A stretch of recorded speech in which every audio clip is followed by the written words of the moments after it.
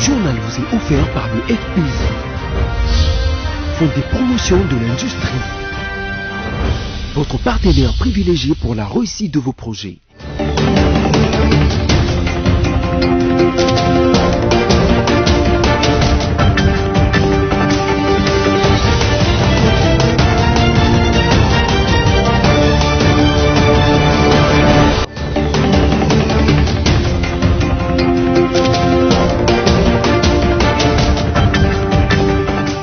C'est l'heure de vous informer, mesdames, messieurs, merci de suivre BSC Télévision. Les membres du gouvernement ont évalué lundi 6 juillet 2020 les conditions pouvant mener à une éventuelle levée de l'état d'urgence sanitaire décrété par le chef de l'État depuis le début de la pandémie de la Covid-19 en République démocratique du Congo. C'était au cours d'une séance de travail présidée par le Premier ministre Sylvestre Ilunga Ilunkamba.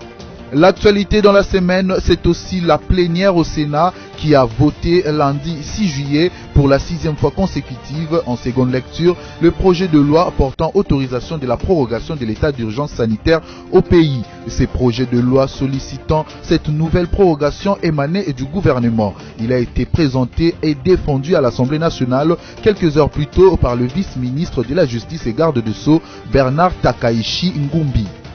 Et puis marche en tir au San Malonda à 3 manifestants tués ce jeudi 9 juillet 2020 à l'Union pour la démocratie et le progrès social promet d'obtenir le départ de Gilbert Kankonde du gouvernement.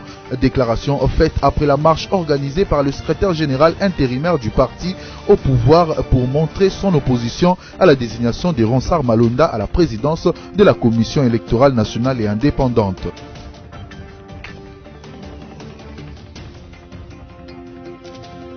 Le Premier ministre Sylvestre Ilunga Ilunkamba a présidé lundi 6 juillet à la primature. Fin de cette édition rétrospective. Merci pour votre attention soutenue. Fin de cette édition rétrospective. Merci pour votre attention soutenue à la chaîne de l'émergence BSC Télévision. Le coordonnateur du secrétariat technique du comité multisectoriel de la riposte contre la Covid-19, l'administrateur délégué de la Fédération des entreprises du Congo, ou encore le coordonnateur de la task force présidentielle ont pris part à cette séance de travail. En ce qui concerne la réouverture de frontières, le Dr Kamba, coordonnateur de la task force, a affirmé que le contrôle des entrées et sorties du territoire national reste de rigueur, rappelant que l'équipe du professeur Mouyembe a demandé un délai supplémentaire de 10 à 15 jours pour mettre en place un certain nombre de mesures de protection avant de lever l'état d'urgence. Comme c'était prévisible depuis la fin de la 5e prorogation de l'état d'urgence sanitaire survenue le samedi 4 juillet, le Parlement congolais a été de nouveau sollicité pour entériner la 6e prorogation de l'état d'urgence sanitaire ce lundi 6 juillet 2020. À la base aussi de cette demande de prorogation, la situation de la pandémie où le nombre de nouveaux cas ne cesse de grimper et où 14 provinces sont touchées sur les 26 que compte la RDC. En effet, les sénateurs à la Chambre haute et les députés nationaux à l'Assemblée nationale se sont retrouvés au Palais du Peuple ce lundi 6 juillet pour autoriser 15 jours supplémentaires de l'état d'urgence sanitaire. Le projet de loi portant prorogation de l'état d'urgence sanitaire a été défendu à l'Assemblée nationale par Bernard Takaichi Ngumbi, vice-ministre de la Justice. Durant les débats, les députés FCC dans leur majorité se sont montrés contre la nouvelle prorogation. À l'Assemblée nationale, le projet de loi a été accepté, mais il faut qu'il monte au Sénat pour une seconde lecture. Convoqué ce mercredi à la brigade criminelle du parquet général près la cour d'appel de Kinshasa-Gombe, dans le cadre des enquêtes sur le détournement des deniers publics, la directrice générale de la Direction générale des recettes de Kinshasa, Rita Bola, a été placée sous mandat d'arrêt provisoire après son audition. Rappelons que le mardi 7 juillet 2020, l'ex-patronne de la DGRK avait démissionné de ses fonctions. Selon ses propres dires, cette démission a été motivée par des raisons de santé et surtout personnelles. Selon certaines indiscrétions, Rita Bola avait démissionné pour se présenter comme candidate au gouvernorat de Mai-Ndombe. Rappelons que Rita Bola a été nommée directrice générale de la DGRK le 3 juin 2019 par le gouverneur de la ville de Kinshasa, Jantini Ngebila, et elle est la première femme à occuper ces postes. Le Front commun pour les Congo a estimé qu'il est possible que les plateformes politiques capent vers les changements Cash et Lamuka imposent un nouvel agenda politique non conforme à la Constitution et au cadre institutionnel établi à travers un communiqué signé par Alphonse Ngoï Kassonji pour la part du comité d'organisation. Après un long silence observé au sujet de la désignation de Ronsard Malonda à la tête de l'organe électoral, la famille politique chère à l'ancien président de la République, Joseph Kabila Kabange, s'est dit choqué des allégations fantaisistes tendant à établir sa responsabilité dans la désignation du dit candidat par les confessions religieuses, alors qu'aucun fait ne peut établir pareille implication. Le Front commun pour les Congo a tenu à réitérer son attachement à l'agenda de stabilité des institutions. Le Front commun pour les Congo a réitéré son attachement à l'agenda de la stabilité des institutions. De ce qui précède, il convie la population congolaise à s'associer à la marche de la solidarité et du soutien aux institutions de la République fixée le mardi 14 juillet 2020 à partir de 11h de Kinshasa. C'est un jeudi 9 juillet inhabituel que les Kinois qui habitent ou qui passent par les environs des palais du peuple ont vécu aujourd'hui. À la base de la situation, les combattants de l'UDPS, auxquels se sont joints des militants d'autres partis politiques comme le MLP de Franck Diongo, voulaient se présenter au palais du peuple pour déposer leur mémo du rejet de l'entérinement de la candidature de Ronsard Malonda par l'Assemblée nationale. Cependant, certains manifestants évoquaient d'autres raisons. Pour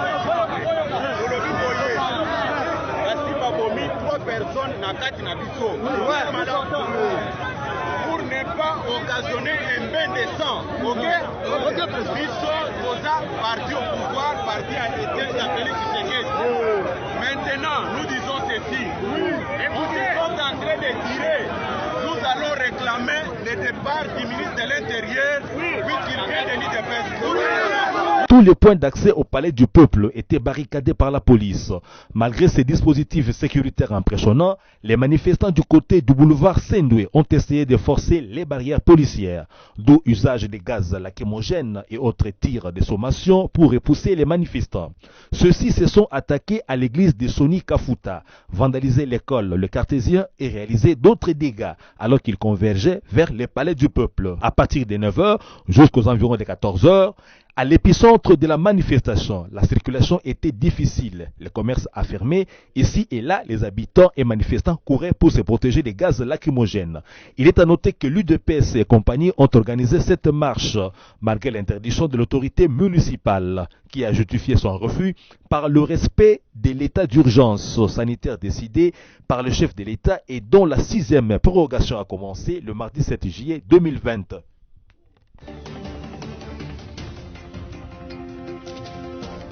Le bilan provisoire de la marche organisée par l'Union pour la démocratie et le progrès social pour protester contre la candidature de Ronsard Malonda à la tête de la Commission électorale nationale indépendante fait état de 3 morts, dont 2 à Kinshasa, 1 à Lubumbashi. Au total, 24 blessés, 19 dans le rang de la police nationale congolaise et 5 du côté des manifestants. Plusieurs actes de vandalisme, l'amphithéâtre du pasteur Soni Kafuta détruit, le siège national du parti du ministre des Droits humains Steve Mbikai brûlé, incendie d'un sous-siat sur l'avenue Kandakanda dans la commune de Kasavubu, tous à Kinshasa, la capitale congolaise. Dans la province du Haut-Katanga, précisément à Lubumbashi, l'on signale un mort parmi les manifestants et 10 blessés. Selon le porte-parole de la police nationale congolaise, le colonel Mwanamputu. D'autre part, le secrétaire général de l'UDPS par intérim, Augustin Kabouya, exige le départ de Gilbert Kankonde, ministre de l'Intérieur et autorité des tutelles de la police nationale congolaise. Pour rappel, l'UDPS a organisé cette marche de protestation jeudi 9 juillet 2020 pour l'annulation de l'entérinement de Ronsard Malonda comme président de l'organe électoral congolaise.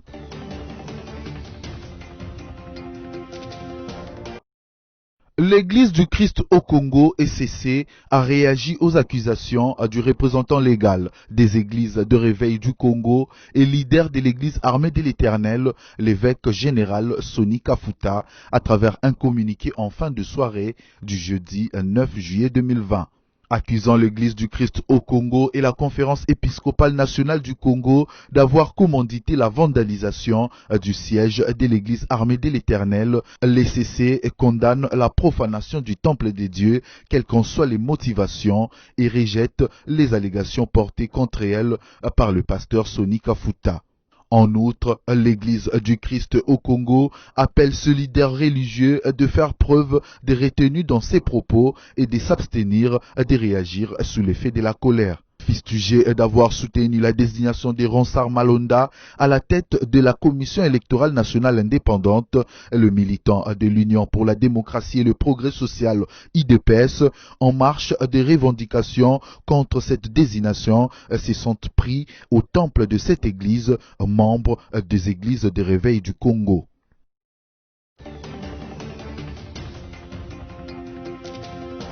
La société civile au noyau communal d'Ibonda dénonce pour la énième fois les constructions anarchiques sur le site Giamba déclaré impropre à la construction car il a déjà fait plusieurs dégâts matériels et humains au cours de la dernière saison de pluie. Cette structure citoyenne rappelle que plus de 40 personnes ont perdu la vie dans les catastrophes naturelles suite aux écroulements des murs. Dans un entretien avec les reporters de votre chaîne, David Chikuru, président de cette structure, renseigne que les maisons poussent toujours comme des champignons sur ces sites jugés impropres à la construction. Contacté à ce sujet, le ministre provincial des infrastructures et travaux publics, Emmanuel Ndingayangezi dit la fantaisie, renseigne que le gouvernement provincial du Sud Kivu met tout en œuvre pour pallier ces problèmes. Je pense que dans les jours qui viennent, vous aurez la réponse. Je ne peux pas dévoiler le secret là. Nous sommes réunis en conseil, on en avait parlé clair, on m'avait chargé moi et mon collègue de l'intérieur pour traiter de ces dossiers. Je pense que d'ici là, vous aurez des conclusions par rapport. Signalons que la ville de Bukavu a enregistré plusieurs cas de mort suite aux constructions de maisons sur des sites jugés impropres à la construction dans toutes les 3 communes que compte la ville de Bukavu.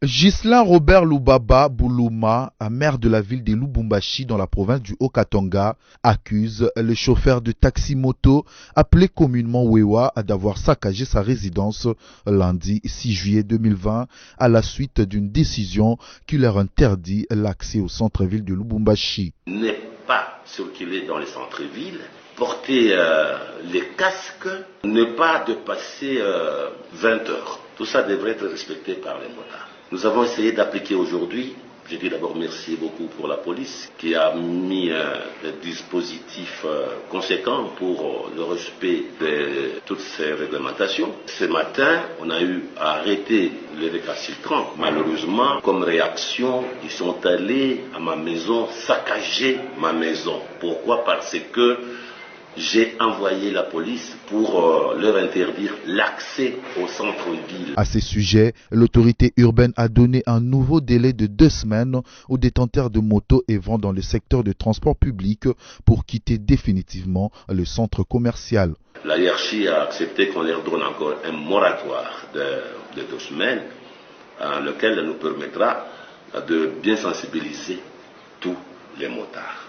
2 semaines, ça va jusqu'au 20 du mois courant, c'est-à-dire le lundi. 20 lundi, plus question de voir les motards au périmètre du centre-ville, le périmètre commercial.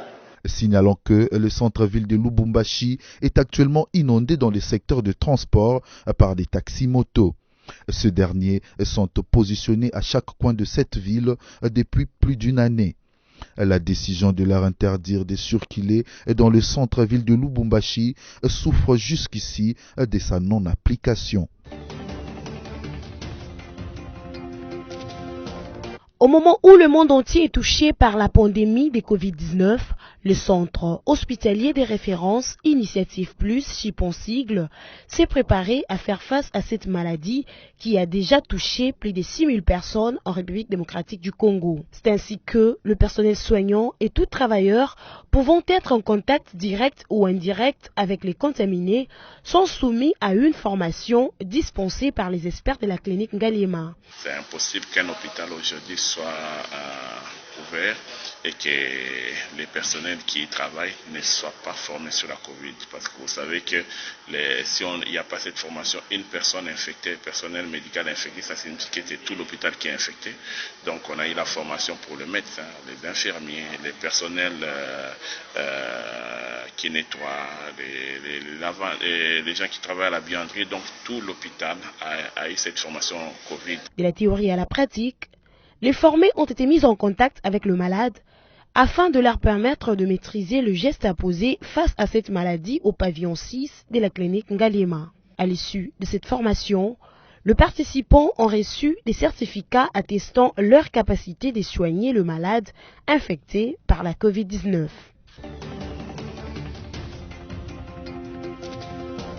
À peine inauguré le 30 juin 2020, le centre hospitalier Initiative Plus, Chipon-Sigle, recevait déjà ses premiers patients. À la maternité, un nouveau-né prénommé Olivier a vu le jour au sein de cette formation hospitalière ultra-moderne. Un motif de joie pour sa mère qui s'est dit contente du service des CHIP.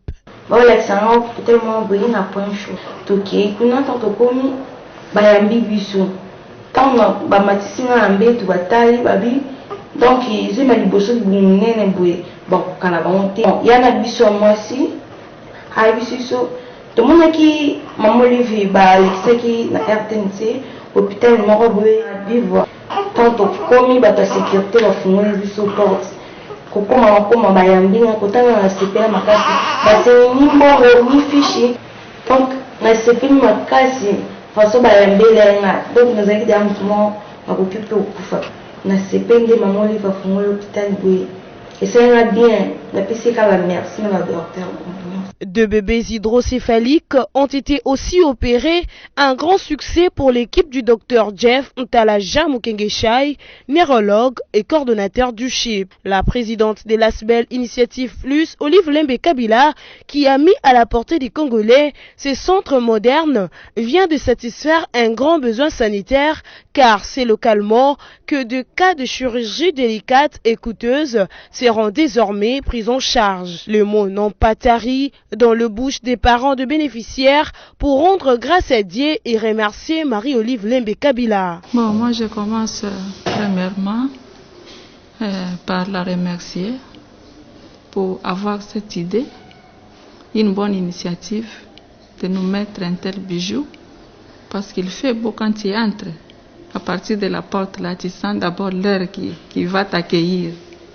En tout cas, c'est beau et nous sommes dans de bonnes conditions.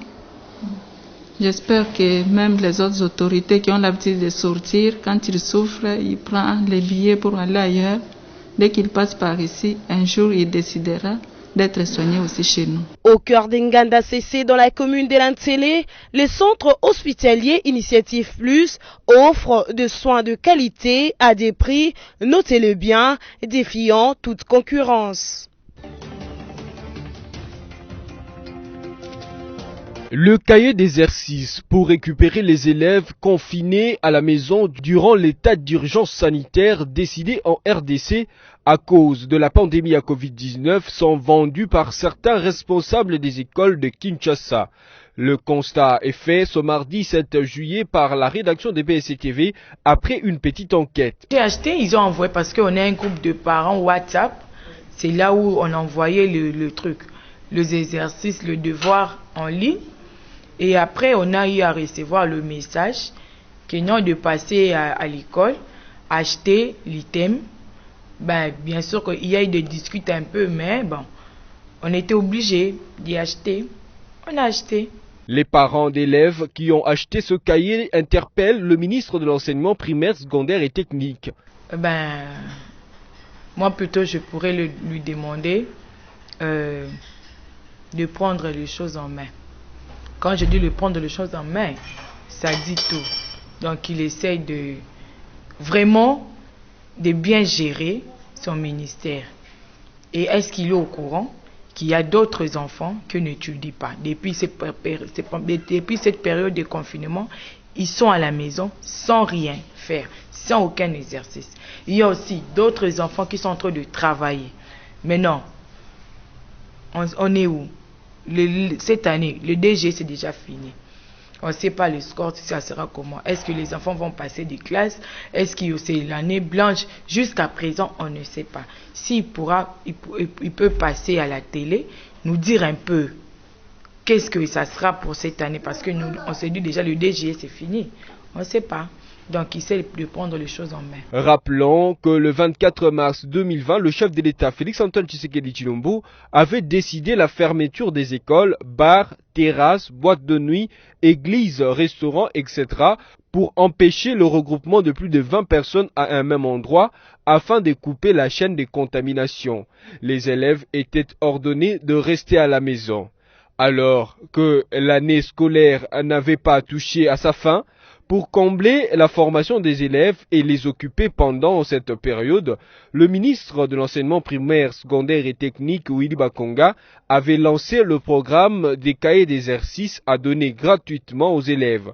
Maintenant qu'il y a eu des abus, les mêmes ministres est appelé à prendre des sanctions contre les enseignants et autorités scolaires qui se sont permis de vendre ces cahiers d'exercices.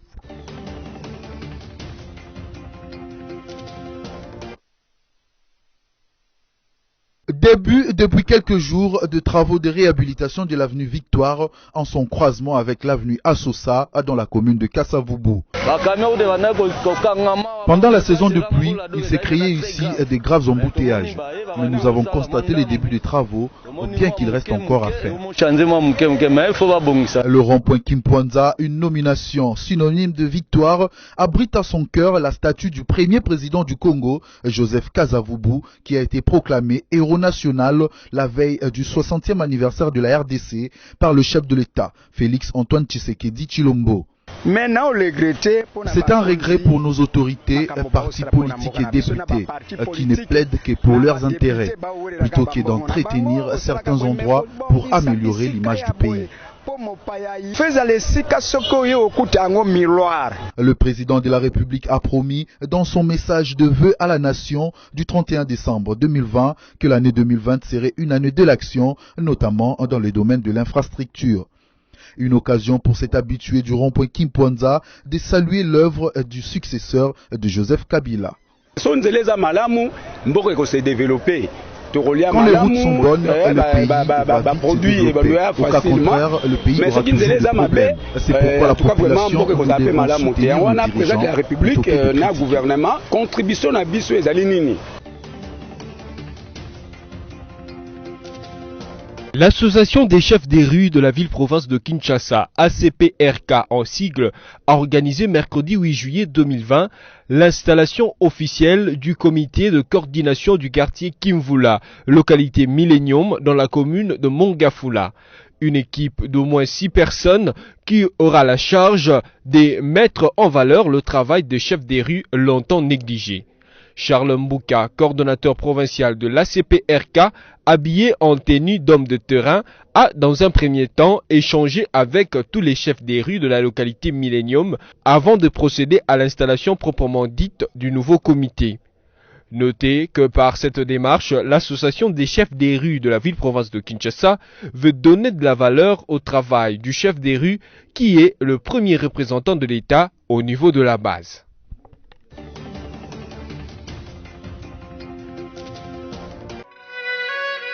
C'est ce vendredi 10 juillet 2020 qu'a eu lieu à la morgue de l'hôpital du cinquantenaire de Kinshasa la levée du corps du photojournaliste John Bompengo de Radio Okapi de la MONUSCO, l'agence Associated Press, mais aussi l'agence de presse mondiale et généraliste basée aux États-Unis d'Amérique.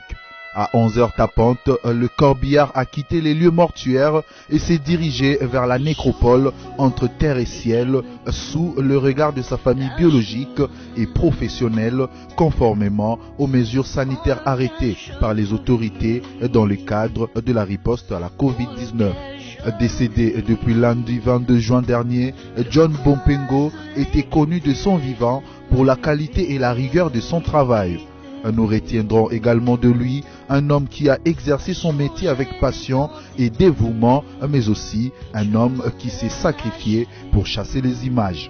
Vous vous souviendrez certainement de ses œuvres sur tous les fronts de l'information à Kinshasa, à l'intérieur du pays et à l'étranger, couvrant pratiquement toutes les crises majeures de ces 2 dernières décennies.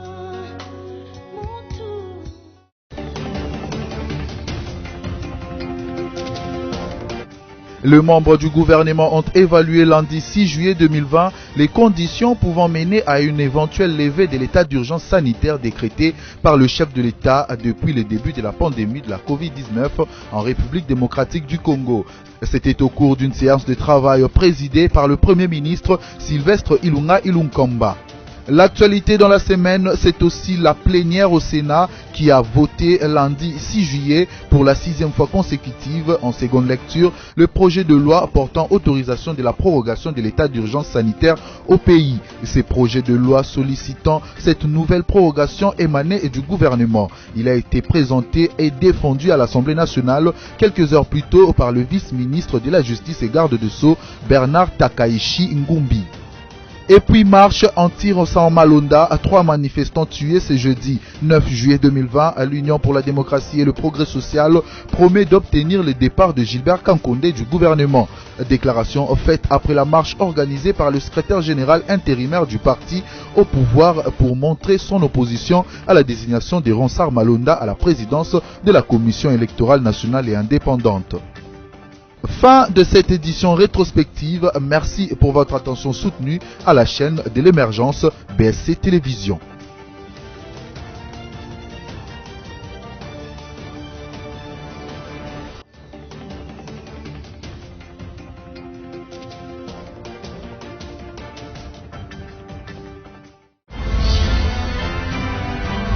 Ce journal vous a été offert par le FPI.